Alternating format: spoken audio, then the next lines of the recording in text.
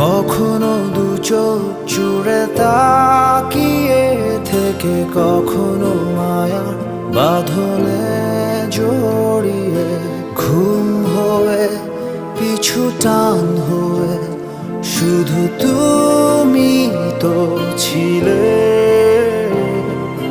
পথের প্রান্তে গাওয়া গানগুলো আর পুরনো খাতায় লেখা লাইনগুলো